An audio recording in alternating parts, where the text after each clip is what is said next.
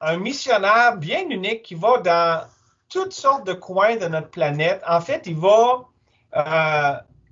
beaucoup à des endroits où Christ n'est pas nommé, où est-ce que les chrétiens sont en minorité, vraiment, c'est des très petites minorités, et aussi où est-ce que euh, les autorités, la population sont antipathiques à la foi chrétienne.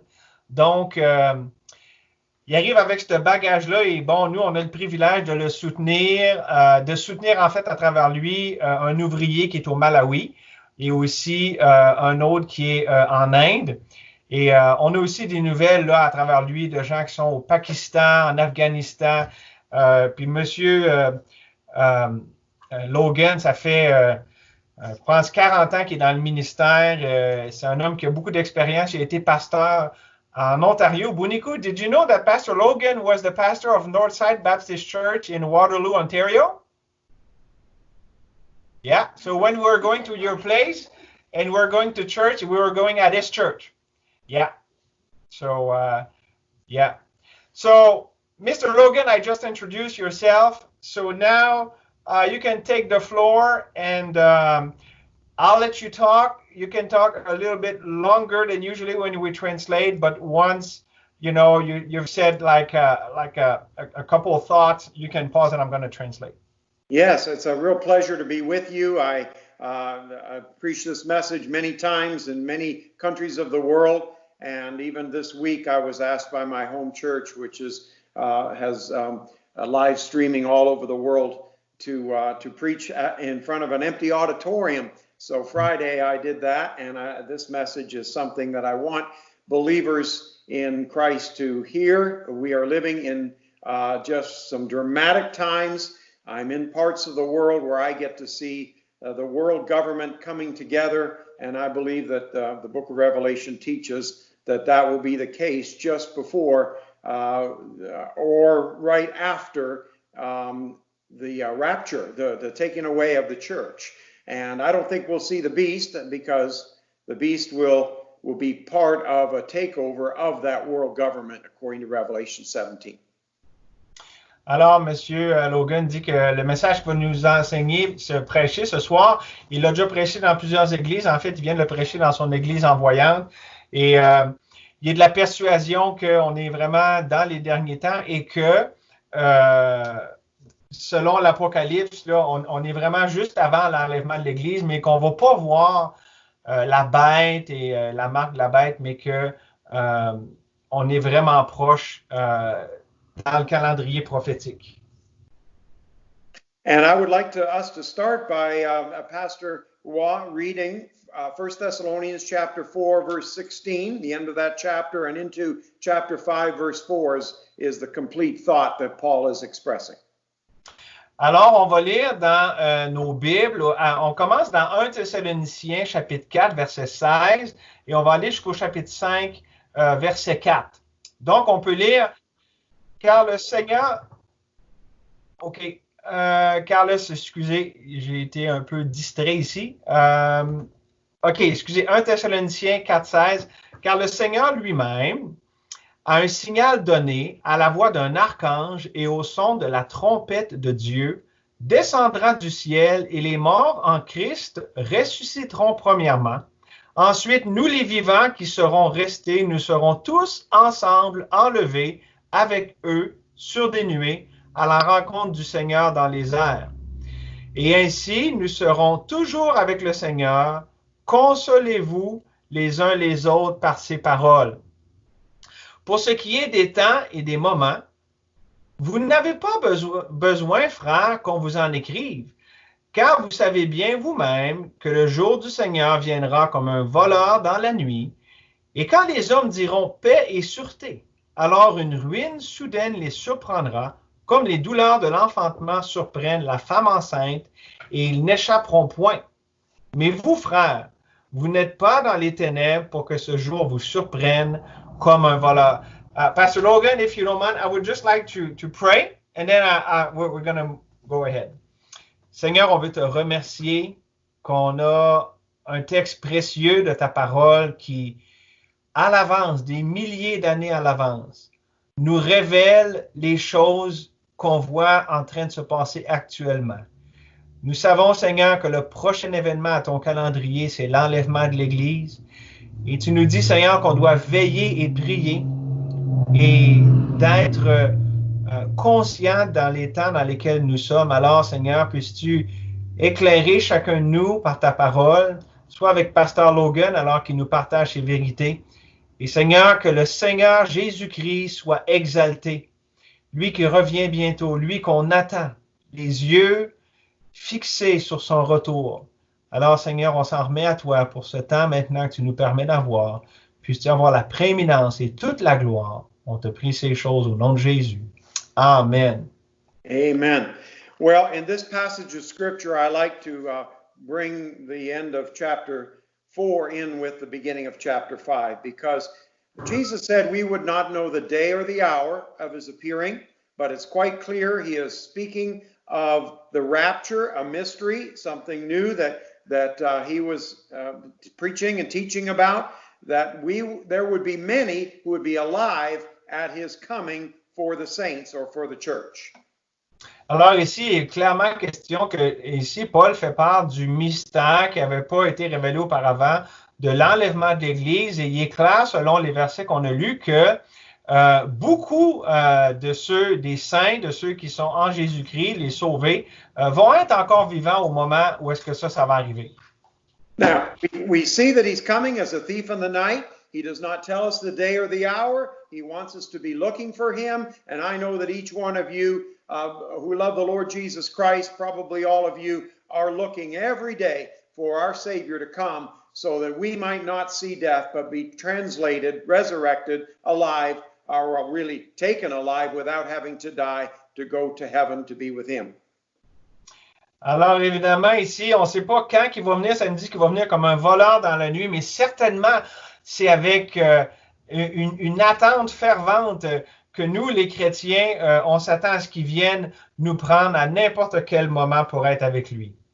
But Jesus wants us to know, and Paul is emphasizing that we need to be aware of the times and the seasons. We do not know the day or the hour, but we must know the times and the seasons of when he is appearing for us. Alors, bien que nous ne savons pas quand exactement il va venir, ce passage et d'autres nous montrent clairement qu'on doit connaître les circonstances, on doit comprendre l'époque dans laquelle on est et qui nous approche comme ça de son retour. On doit comprendre les temps. Now, in Matthew 16, Jesus was instructing, and actually he was very disappointed with the religious leaders of his day. We won't read all the verses, but in verses 2 and 3, he calls them hypocrites because they could tell the weather by the red sky, but they were not prepared for the coming of the Messiah. Alors, on ne va pas lire tout le passage, mais dans Matthieu 16, Jésus réprimande le leadership spirituel d'Israël parce qu'il dit qu'il demande d'avoir un signe venant du ciel et qu'il comprenait la température, qu'est-ce qu'il pouvait avoir comme température le lendemain en regardant au ciel, mais il ne comprenait pas les signes des temps de la venue du Messie.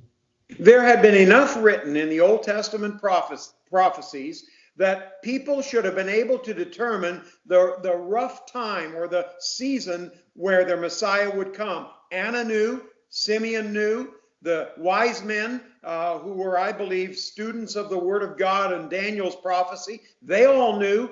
Why didn't the religious leaders know? Alors, pourquoi Jésus les réprimande? Parce qu'il y avait assez de références dans l'Ancien Testament pour savoir dans quel type de temps, de saison le Messie allait venir. Pour ça que Anne le savait, Siméon le savait, les mages le savaient. Donc, ces gens-là avaient étudié les Écritures, c'est-à-dire l'Ancien Testament, puis ils comprenaient que le Messie devait venir dans ces circonstances-là. And now, brothers and sisters, we have the whole New Testament. We have Revelation. We have the writings of Paul. And you mean to say that we should not know the times and the seasons? Jesus would be disappointed if we did not. Et maintenant, frères et sœurs, nous avons le Nouveau Testament au complet, nous avons l'Apocalypse, les épîtres de Paul, et Jésus serait bien déçu si nous n'arrivions pas avec toute cette information, cette révélation de Dieu, à comprendre les temps, l'époque dans laquelle nous sommes. So the subject in 1 Thessalonians 5 is the rapture. And so Paul is saying, when they shall say peace and safety, verse 4, but ye brethren, there's a contrast here between the people of the world who are looking to make the world a better place, and the ye brethren who are looking to be taken up. Alors, ici, le contexte, ça parle de l'enlèvement de l'Église, mais il faut remarquer le contraste entre eux et nous et eux, c'est-à-dire entre nous qui sommes les enfants de Dieu, qui attendons l'enlèvement de l'Église, et le monde qui dit paix et sûreté et qui ne connaissent pas le Seigneur, mais qui vont être surpris par ce jour qui va les surprendre. So he's clearly teaching two distinct groups of people. We, the brethren, we should be looking for Christ. He's coming as a thief in the night, but we should not be surprised. We know that his coming is soon because of the signs. Alors, il s'adresse premièrement aux nous, aux frères, et on ne sait pas quand ça va arriver. Jésus va venir comme un voleur dans la nuit, mais nous ne devrions pas en être surpris parce qu'on en reconnaît les signes avant-coureurs. And Jesus spoke of the signs, did he not? In Matthew 24, very clearly. We won't turn there or spend any time there, but I'm sure you're quite aware of just before his crucifixion, how he described the signs of the times and seasons that he would return. Et bien sûr, on ne va pas aller là, mais Jésus a parlé de ces signes de son retour dans Matthieu 24, où est-ce qu'il donne en détail les circonstances qui vont entourer comme ça les événements approchant son retour. So they, that is the people of the world, what are they occupied with? Well, peace and safety. Brethren, sisters, have you ever known a time when this world, the whole world, has been so preoccupied with peace and safety? Alors, qu'est-ce que le monde dit, eux autres? En gros, verset 3, paix et sûreté. Et avez-vous vu un temps pareil comme celui dans lequel on vit, où est-ce que le monde est tellement préoccupé avec la paix et la sûreté? Revelation 17 is quite clear, and maybe another time I will preach through that passage to show you how the world government is assembling as we speak. And the reason it's assembling is because of these two reasons. They want to supply peace, they want to supply safety. And that is what this world hopes before they are suddenly destroyed by the tribulation judgments. Alors, un autre message qu'on pourrait considérer là, dans l'Apocalypse 17, on verra à ce moment que le monde, ce qu'ils veulent à travers les événements maintenant, mais aussi dans les événements à venir, ce qu'ils recherchent, les deux choses principales, c'est la paix et la sûreté. C'est ce qu'ils veulent établir ici sur la terre. Now, last year, as you know, because Pastor has told you, and many also know me from years ago, that I travel in restricted countries. I go every year, twice a year, to the United Arab Emirates, Dubai and Abu Dhabi. Then from there, I go to India or Pakistan or northern Thailand, into Myanmar, China, Laos, Vietnam, but I always go to the Middle East first and then over to that part of the world. Alors, bon, comme je l'ai dit en introduction, Monsieur Logan voyage aux quatre coins du monde et bon, il va en Asie de l'Est, il va en Afrique, il va dans beaucoup de pays, mais il transige toujours par le Moyen-Orient. Last year, 2019, I was to go as usual to the United Arab Emirates and speaking in the labor camps where we have won many Hindus and Sikhs and some Muslims, Catholics and Protestants. We've won to Christ and they have gone back to their countries saved. Alors, l'année passée, en 2019, il a été aux Émirats arabes unis et des gens de toutes sortes d'arrière-plans religieux, musulmans, catholiques, de toutes sortes de religions ont été gagnés à Christ et ils sont retournés avec leur nouvelle foi en Christ dans leur pays. Last year, I arrived in Abu Dhabi, not realizing that the Pope had just been there 4 days earlier and had left to go back to Rome. But he had been there to do two things: to make a religious union with the Muslims, the peaceable Muslims of that area, and they met in a mosque that I'm very familiar with, and to kick off the World Government Summit meeting, where 4,000 world leaders gathered from 140 countries. Alors, Pope Francis. Donc ça, c'est à Abu Dhabi l'année dernière, alors que M. Logan était là. Juste avant que lui arrive là-bas, le pape François était là. Et bon, il a parlé, il a fait différentes choses dans la région, mais il a donné un discours et il y avait deux choses majeures qu'il voulait faire, qu'il a expliqué dans ce discours et sa visite à cet endroit-là, à Abu Dhabi. C'était d'unir, d'amener l'union avec l'union religieuse avec les groupes musulmans modérés de l'endroit. Et aussi, il voulait lancer avec ce discours la réunion de gouvernance mondiale qu'il y avait à cette époque-là, donc pendant que le pape était là. Donc, c'est les deux choses qu'il allait pour faire là-bas à Abu Dhabi. While I was there, of course, I got to see on the local television many accounts of this World Government Summit. And the Pope went back to Rome, and Sheikh bin Zayed of Abu Dhabi said that he had never seen interreligious talks between Catholics and Muslims at such a high level. Alors, évidemment, M. Logan, quand il était là-bas, il a vu à la télévision beaucoup de reportages sur ce sommet de gouvernance mondiale qu'il venait d'avoir. Et le pape qui était retourné à Rome a témoigné du fait, et d'autres gens aussi témoignaient du fait qu'ils n'avaient jamais vu des rapprochements entre les catholiques et les musulmans à un tel niveau dans l'histoire. And then the rest of the week, while I was working in the labor camps preaching, seeing people saved, I baptized 6 young men on the same beach where the World Government Summit, 4,000 of the world's leaders were in the hotels surrounding the beach, meeting every day on how to come together as a world government. Alors, n'est-ce pas quand même intéressant que pendant le restant de la semaine, Pasteur Logan a pu baptiser 6 jeunes hommes là sur la plage, juste à côté de l'hôtel où est-ce que les leaders de cette gouvernance mondiale se réunissaient. Et donc, à ce même endroit, lui était là en train de baptiser des gens qui venaient de recevoir Jésus. The United Nations head, Ban Ki-moon, was there. The International Monetary Fund director was there. Prime ministers of many countries, presidents of countries, and world economic leaders, Russian oligarchs, Chinese billionaires, people from Europe, they were there.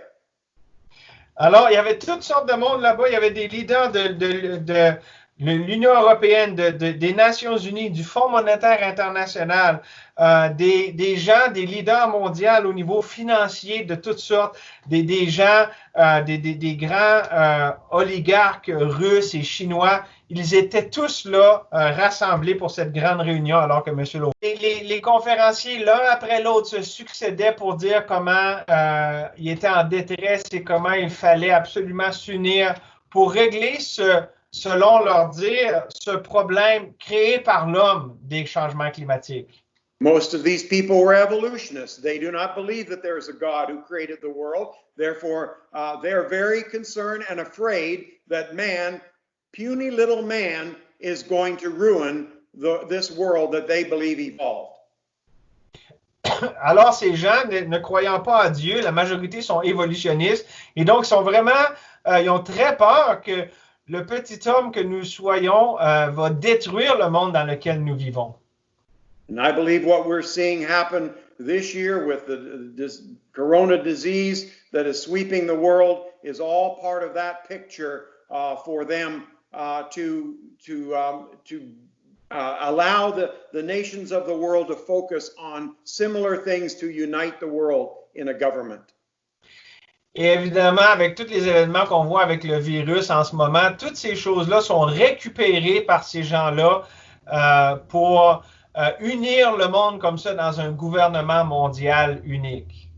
Michael Moore, the very liberal filmmaker, has said even this week, actually Wednesday when I was with you last, here's a quote from Michael Moore on this world government and virus.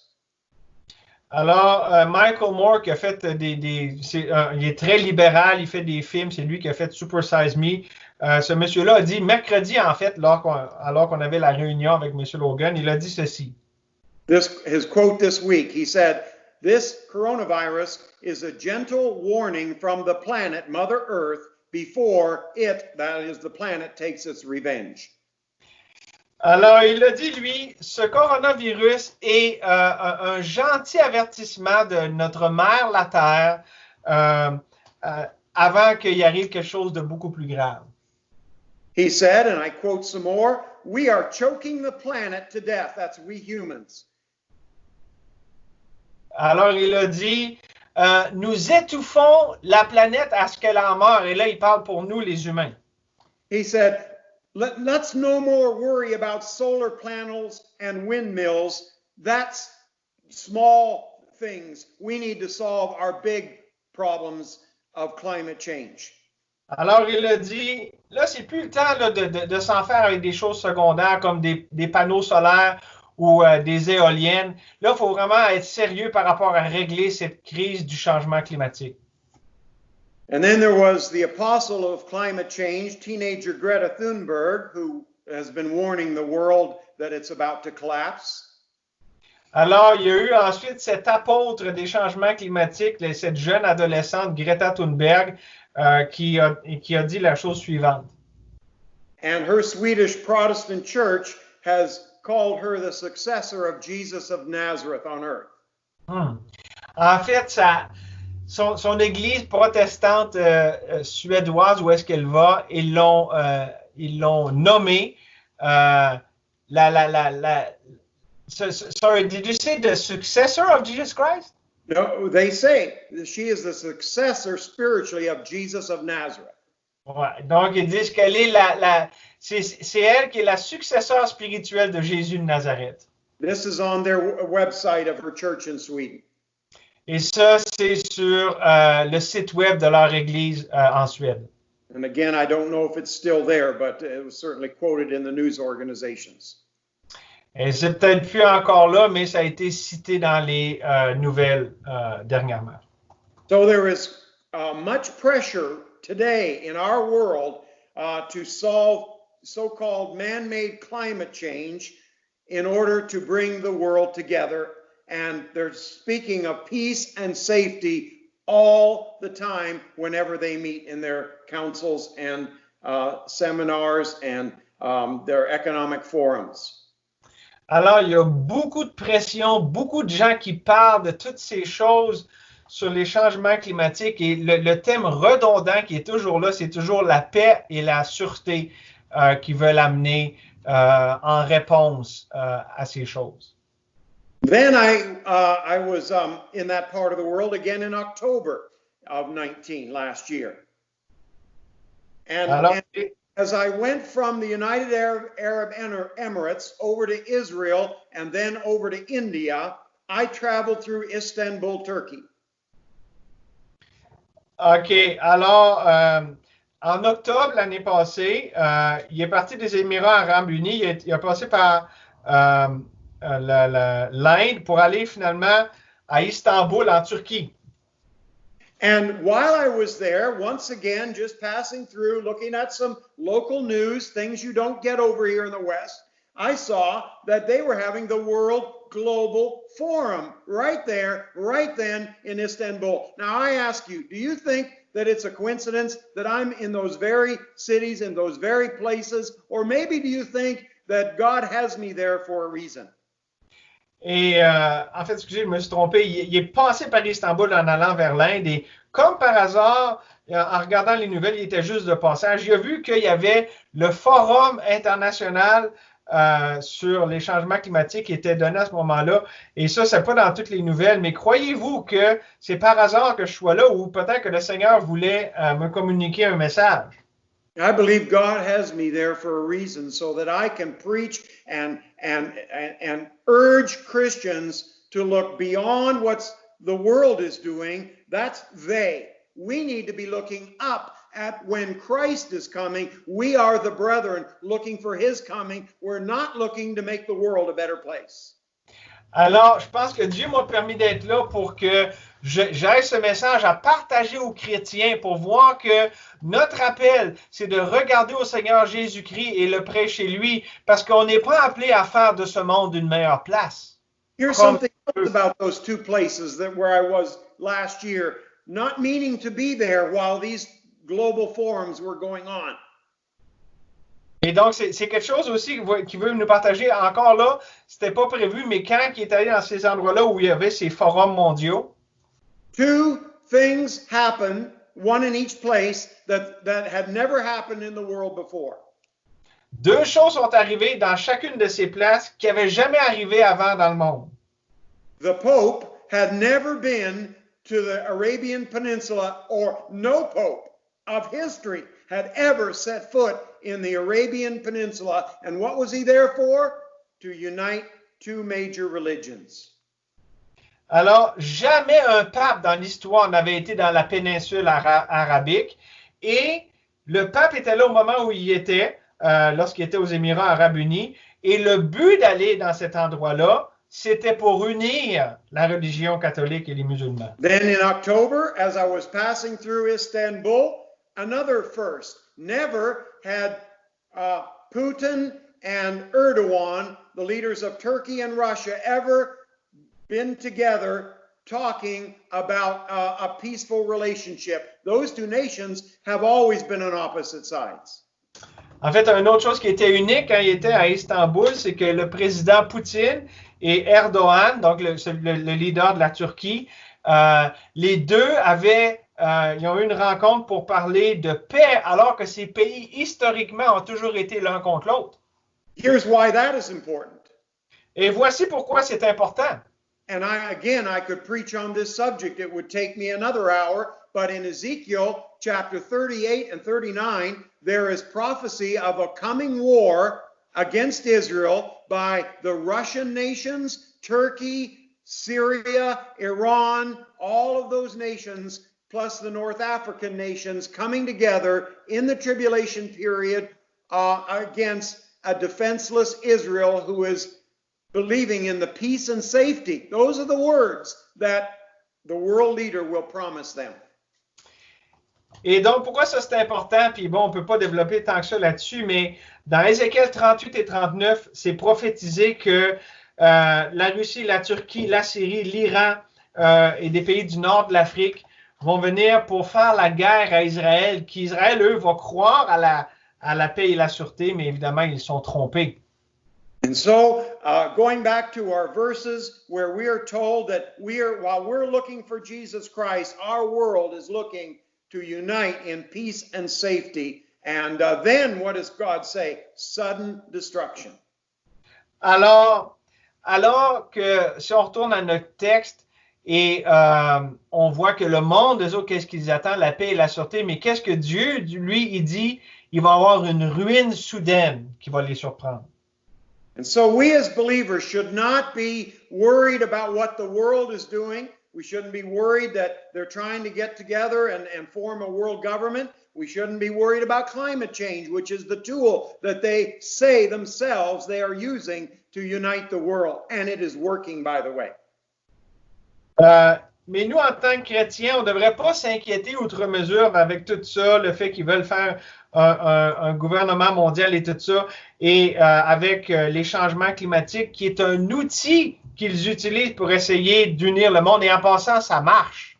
And by the way, so much through the scripture is said about God destroying the earth. Why should I be concerned about what man is supposedly doing to the environment? Why? Alors, en passant dans les Écritures, il y a plusieurs passages qui parlent que Dieu va détruire la terre. Alors pourquoi, moi, en tant que chrétien, je devrais être me soucier tant du fait que je dois sauver la planète si Dieu dit qu'il va la détruire? Pourquoi? You read through the book of Revelation and you understand that God is going to systematically destroy this earth as it has never been destroyed since the flood. En fait, quand on regarde le livre de l'Apocalypse, on voit que Dieu, de façon systématique, il va détruire la planète dans son jugement comme ça n'a jamais été fait depuis le déluge. But we Christians need to understand that this world has been being, if I can use those terms, destroyed since sin entered the world through Adam. Et on doit comprendre, en tant que chrétien, que le monde dans lequel on vit a été en destruction depuis que le péché est entré dans le monde avec Adam et Ève. Paul says in Romans chapter 5, when man sinned, so death passed upon all men, and the curse came to this world, and of course things are getting worse. Et Paul, dans Romains 5:12, il nous dit que par un seul homme, le péché est entré dans le monde et par le péché, la mort, et que la mort s'est étendue à tous les hommes parce que tous ont péché. Donc, c'est l'effet universel dévastateur du péché. So let's turn to Isaiah 24 and see what God has to say about destroying the earth. Alors, tournons dans Ésaïe 24 et voyons ce que Dieu a à dire concernant la destruction de la planète. Ésaïe 24. Isaiah 24. And let's read again, Pastor, if you would read verses 4, 5, and 6 for me. OK. Alors, Ésaïe 24, on va lire les versets 4 à 6. Le pays est triste, épuisé, les habitants sont abattus, languissants, les chefs du peuple sont sans force. Le pays était profané par ses habitants, car ils transgressaient les lois, violaient les ordonnances, il rompait l'alliance éternelle. C'est pourquoi la malédiction dévore le pays et ses habitants portent la peine de leurs crimes. C'est pourquoi les habitants du pays sont consumés. Il n'en reste qu'un petit nombre.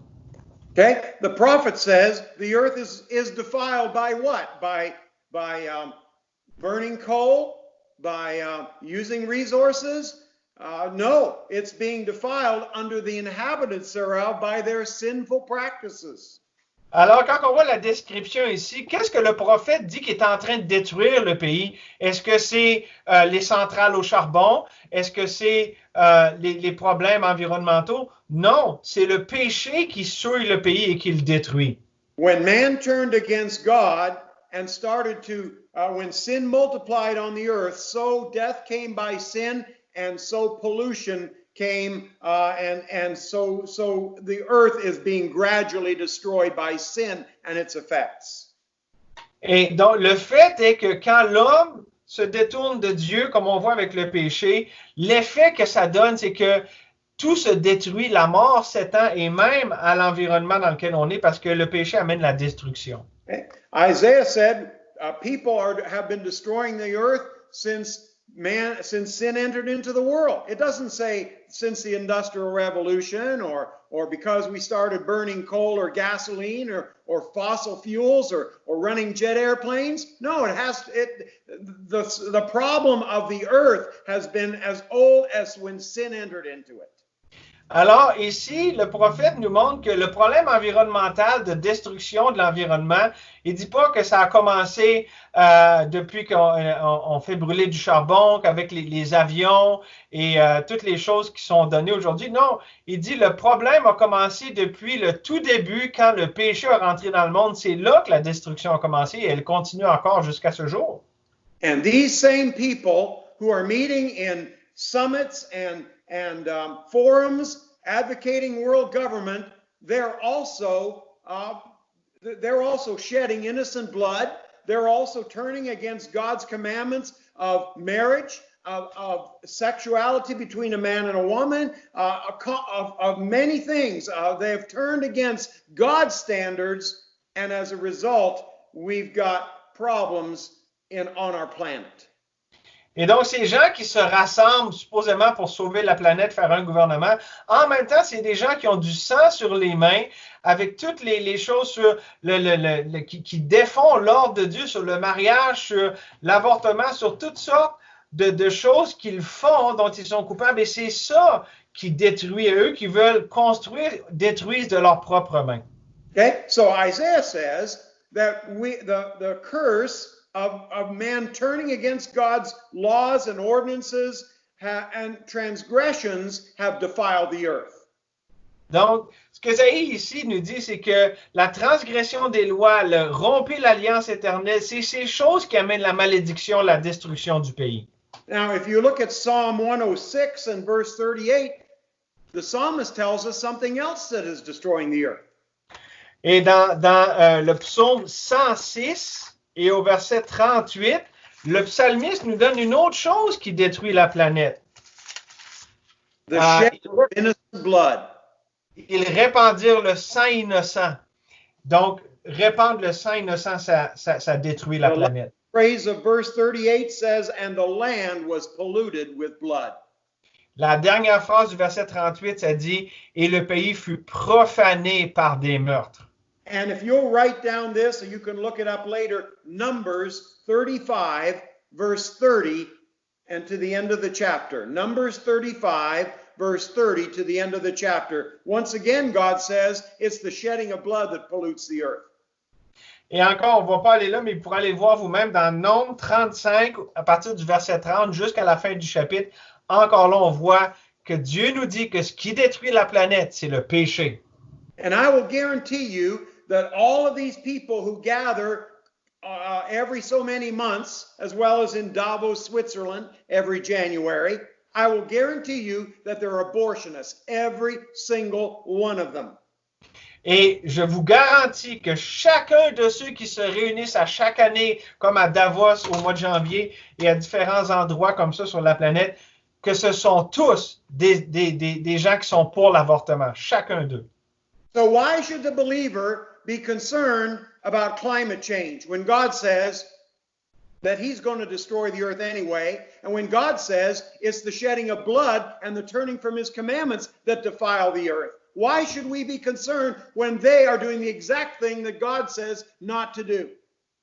Alors, pourquoi on serait concerné avec ces gens qui veulent sauver la planète en faisant telle et telle chose, alors que Dieu dit que eux, ils font exactement ce qui provoque Dieu de détruire la planète. Ils répandent le sang innocent. But of course, they're evolutionists, and we are believers. We need to differentiate between they and ye brethren, just as God's word does. Let the evolutionists say whatever they want about climate change. We know what God says about it because he created the world. Et là, c'est là qu'on doit voir la différence fondamentale entre nous, les frères, et eux qui sont évolutionnistes, qui renient Dieu.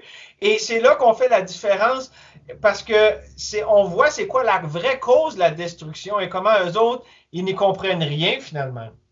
You know, they're all concerned about high temperatures and without realizing that it's a historical fact that the average temperatures around Jesus' time was called the Roman warm period. Those average temperatures were much higher than they are today, as during the medieval warm period. These are scientific facts that are ignored today. Et ces gens-là se soucient que la planète réchauffe, mais on sait historiquement, puis mon oncle qui est météorologiste a confirmé exactement la même affaire. On parle de la période romaine où est-ce que c'était chaud dans le temps de Jésus, la température est plus élevée. Même chose qui est arrivée au Moyen Âge. Donc ça, c'est des faits scientifiques qu'on peut voir. And then there was the Little Ice Age, where in Europe during the 15 and 1600s, they were routinely skating on the canals in around Amsterdam and throughout Holland. And for many, many years, the temperature dipped so low every winter that it was a given that those canals would freeze. They don't now. Et il y a aussi ce qu'on a appelé la petite âge glaciaire dans les années environ 1600, où est-ce que les canaux qu'il y avait en Europe, donc comme en Hollande, les gens, ils faisaient du patin là-dessus, alors que maintenant, évidemment, ça gèle jamais l'hiver. Et donc, on voit ces changements qui étaient là déjà. The point is, the climate is always changing. Donc, vraiment, l'idée, c'est ça change toujours le climat. And God is in control.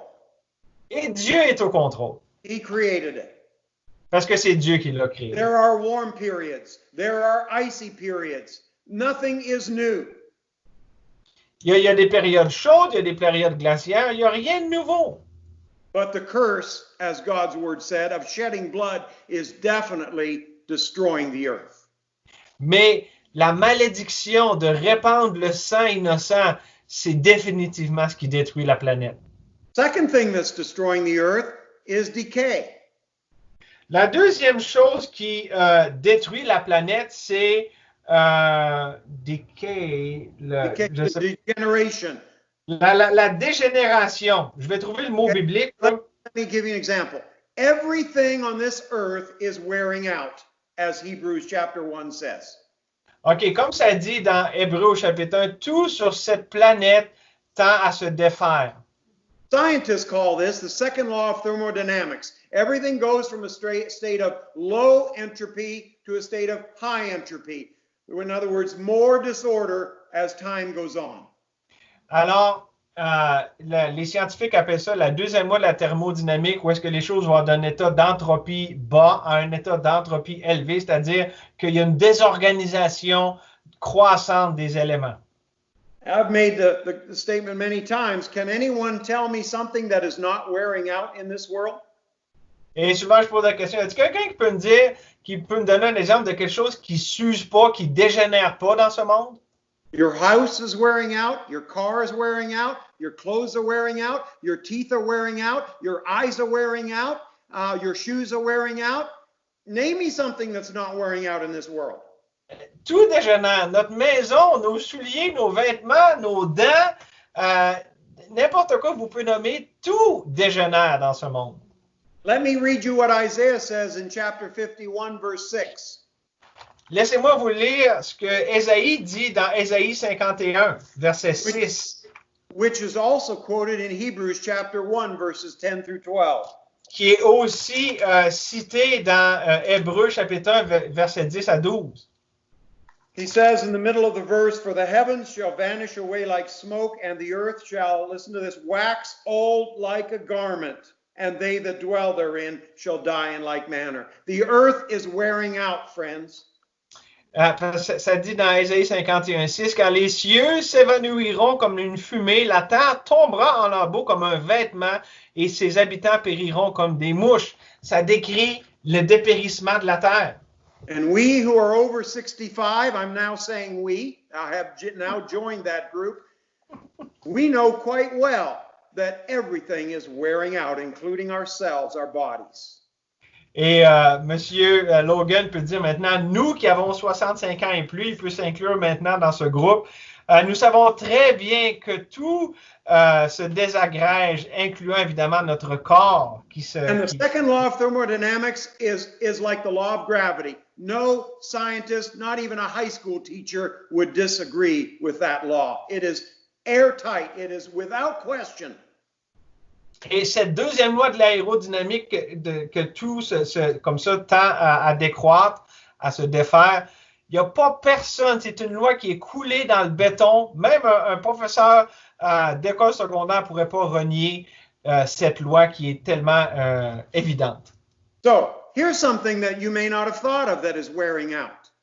The spin of the earth. Voici quelque chose que peut-être vous ne saviez pas qui aussi dégénérait, c'est la rotation de la Terre. See, when God created the earth, when he finished his creation of the sand, of the land and the sea and the animals and everything he did, then he took that globe called earth and he spun it. Alors, quand Dieu a créé le globe terrestre, il l'a créé, puis qu'est-ce qu'il a fait? Il l'a mis en mouvement rotatif. Now, he tilted it 23.5 degrees so that it would not be winter all the time in one area of the world and summer all the time in the other areas of the world. Et évidemment, Dieu l'a incliné à 23 degrés et demi pour pas qu'il y ait de l'hiver tout le temps aux mêmes endroits sur la Terre et de l'été toujours aux mêmes endroits sur la Terre. Then, what did he do with that spinning earth? Well, what he did was he made a sun for the people that he had made on the earth, not the other way around. He did not make the earth for the sun. He made the sun for the earth to spin around and to revolve around.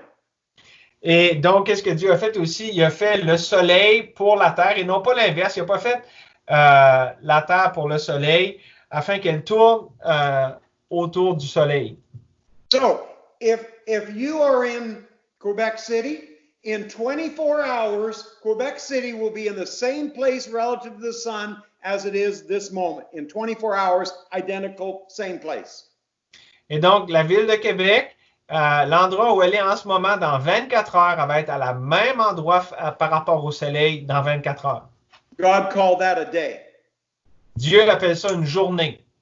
Then he took that spinning earth and he maybe kicked it, maybe pushed it, maybe blew on it so that it would revolve around the sun, and 365 and a quarter days later, it would be in the exact spot relative to the sun. Et donc, Dieu a pris cette même terre qu'il a fait tourner sur elle-même, et là, il a poussé, il a soufflé dessus, on ne sait pas trop ce qu'il a fait, mais pour qu'elle se mette à tourner autour du soleil et que dans 365 jours exactement, elle soit au même endroit où est-ce qu'elle était l'année auparavant. And that's our unit of measurement called a year. Et ça, c'est notre unité de mesure qu'on appelle une année. Evolutionists, of course, have a wild explanation for all those things, but we believe what God says. Évidemment, les évolutionnistes ont une explication complètement à côté de la traque pour tout cela, mais nous, on croit ce que Dieu dit dans sa parole. And if you talk to an evolutionist about what a day is, he'll tell you what a day is about the rotation. If you ask him about a year, he'll tell you it's the period of time that takes the earth to revolve around the sun completely. Et si vous demandez à un évolutionniste, c'est quoi une journée, il va vous expliquer, c'est la rotation de la Terre 24 heures. Puis c'est quoi une année, c'est la rotation autour du Soleil pendant 365 jours. Il va vous dire ça. Fun with an evolutionist, ask him then, what is a week scientifically? Et si vous voulez avoir du fun avec un scientifique, demandez-lui, c'est quoi une semaine scientifiquement? Now, we Christians know, we Bible believers know, but they would have no scientific explanation for it. Nous, en tant que croyants dans la Bible, on sait pourquoi, on sait ça vient de où, mais sans ça, il n'y a pas d'explication scientifique pour ça. We know God created the world in 6 days, the seventh day he rested, and that became a week of measurement. Et nous savons que Dieu a créé le monde en 6 jours, le 7e il s'est reposé, et c'est devenu la mesure de 7 jours pour une semaine. But let's go back to the rotation of the earth, shall we? Mais retournons à la rotation de la Terre, voulez-vous? If you're there in Isaiah 24, let us read verse 19 and 20. Si nous retournons à Ésaïe 24, on va lire les versets 19 et 20. La terre est déchirée, la terre se brise, la terre chancelle. La terre chancelle comme un homme ivre, elle vacille comme une cabane. Son péché pèse sur elle, elle tombe, elle ne se relève plus. Isaiah is prophesying about a time when the earth's rotation is going to be a mess, like a drunk. Ici, Ésaïe prophétise sur un temps où est-ce que la rotation de la Terre va être complètement déboussolée comme un homme ivre. Now, I'm going to do something for you, so I'm going to take myself out of the equation. Can everybody see my spinning top? You move a little bit more. Yes, now we do. Okay. Okay, can you see it on the table? No, okay, like this, yes. Okay, all right, let's watch it.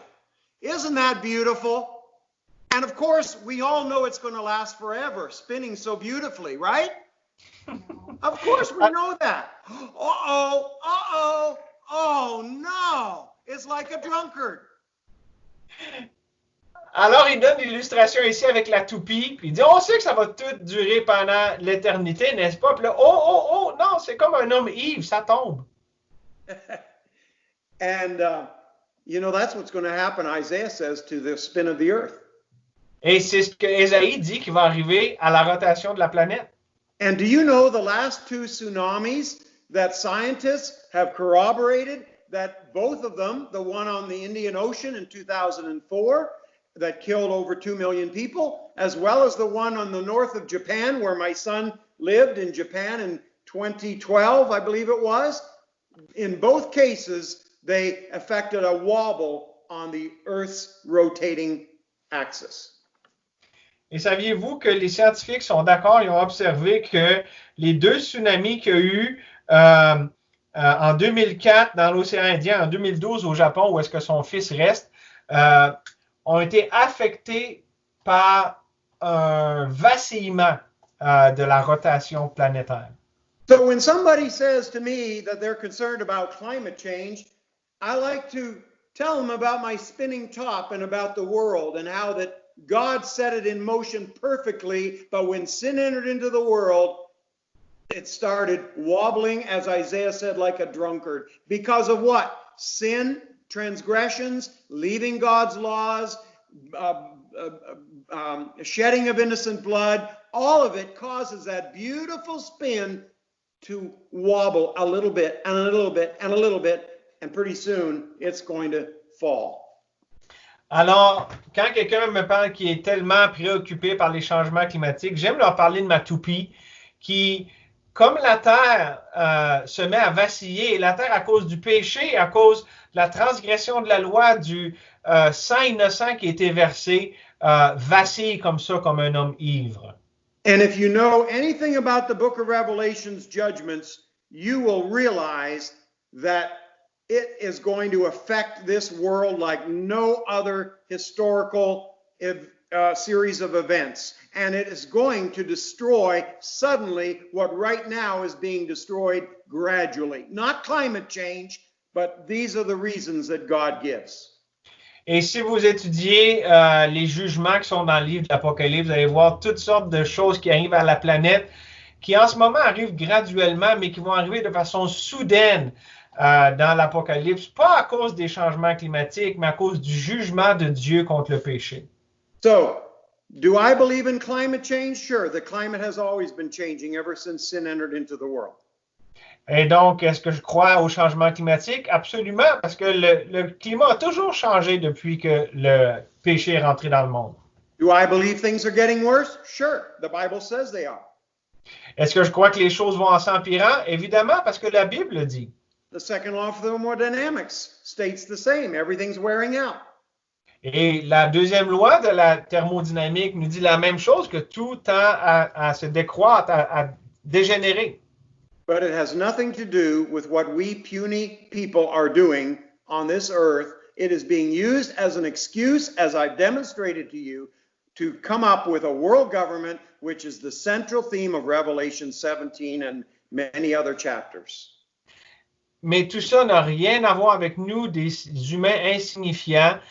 C'est pas ça qui cause les changements climatiques. Ça, c'est le prétexte pour amener un gouvernement mondial, comme ça en parle dans Apocalypse 17 et beaucoup d'autres passages. This world is wearing out as God said it would. There's going to be a world government as God said it would.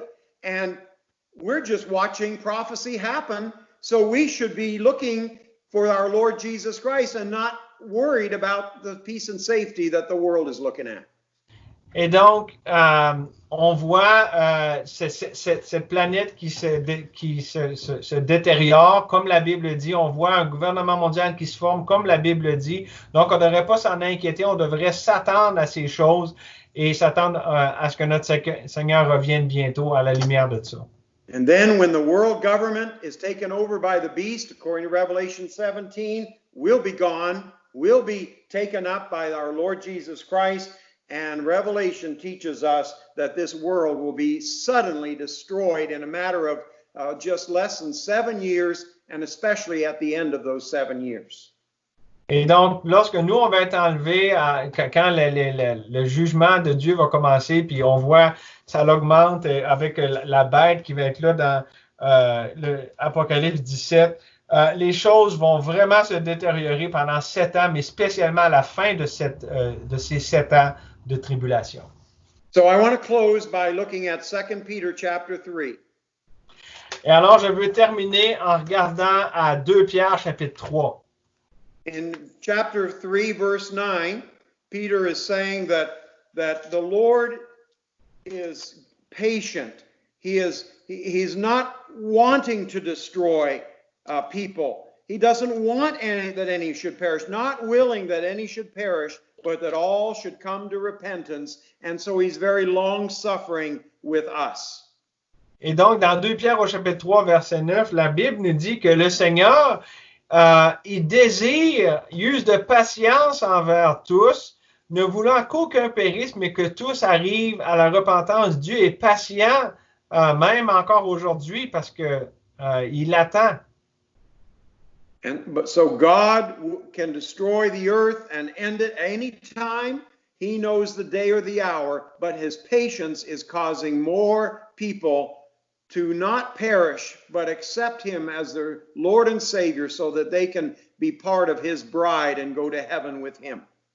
Alors, à tout moment, Dieu peut détruire la planète, mais il ne le fait pas encore parce qu'il use de patience, parce qu'il veut que les gens puissent se tourner vers Christ et le recevoir comme Seigneur et Sauveur et faire partie de l'épouse et être enlevé avec lui dans les airs. Verse 11, he says, seeing that this earth is going to be dissolved, all these things, what manner of persons ought ye to be in all holy conversation and godliness? Et au verset 11, ça dit, puisque tout cela est en voie de dissolution, combien votre conduite et votre piété doivent être saintes? Verse 13 says, that's we believers, brethren, we look for a new heavens and a new earth. See, I'm not concerned about what's happening to my earth. I already know. God's told me. I'm looking for the new heaven and the new earth that he's going to create without sin. Et au verset 13, ça dit, mais nous les croyants, on attend des nouveaux cieux, une nouvelle terre. Donc, c'est pour ça qu'on n'a pas à s'inquiéter sur la terre actuelle, les cieux actuels, parce qu'on s'attend à ce que Dieu en fasse une nouveau cieux, une nouvelle terre. I'm not trying to make this world a better place. I'm looking for the world that Jesus Christ is going to create, and the Bible says, wherein dwelleth righteousness. Et j'essaie pas de rendre ce monde une meilleure place. J'attends le monde que Jésus va faire et où la Bible nous dit où la justice habitera. So how ought we to live? Alors, comment devons-nous vivre? Well, verse 14 says, beloved, be diligent, that you might be found of him in peace, without spot and blameless. That's what we're to be doing. We're to be warning the wicked, as we saw in verse 9. God's not willing that they should perish. And secondly, we should live in a righteous and holy way that we might be found blameless by him. Alors, que devons-nous faire? Ben, au verset 14, ça dit que nous attendons ces choses, nous qui attendons ces choses, appliquez-vous à être trouvés par lui sans tache et irréprochable dans la paix. Donc, qu'est-ce qu'on veut faire? Avec les non-sauvés, on leur dit que Dieu use de patience, on veut leur dire qu'ils doivent se tourner vers Dieu, mais pour nous, on s'applique, comme ça dit au verset 14, à être trouvés devant lui sans tache et irréprochable dans la paix. So, my dear friends, and especially the boys and girls, you have nothing to worry about. God's in control. This world is going to perish, but not us. Because if we're in Christ, he's coming for us. He's taking us out. I'm not worried about coronavirus. I'm not worried about climate change and ice melting in polar regions. And much of these are, I won't say lies, but friends, they're not the truth of God. Let us believe God. He is our sustainer. Amen. Amen. Alors, surtout aux jeunes ici qui écoutent, vous entendez beaucoup à l'école et tout ça, beaucoup de propagande sur « Ah, il faut sauver la planète », ça. Faites-vous-en pas. On n'a rien à s'inquiéter. Si vous avez Jésus comme votre sauveur, c'est le plus important parce que vous savez où est-ce que vous allez si vous mourrez. Et on entend parler « Ah, j'ai peur parce que la calotte glaciaire est en train de fondre au pôle Nord et tout ça. » Mes amis, ces choses-là, ben, disons, pour être poli, que c'est pas selon la vérité de la parole de Dieu. So I am just very happy to have been able to share this message with you, a message of hope that God has got it all in control and He's told us what's happening. We have nothing to worry about. We just need to live for Him until He comes, and I hope it's tonight. May God bless you, and we will see you another time, hopefully in person, very soon. Amen. Alors, je suis content d'avoir partagé ce message rempli d'espoir. On n'a pas à s'en faire parce que Dieu est au contrôle de toutes ces choses et au lieu de s'inquiéter de ça, on doit simplement s'efforcer d'être trouvé devant lui comme sans tâche et irréprochable. Donc, merci pour l'occasion d'avoir prêché et j'espère la prochaine fois de vous rencontrer en personne.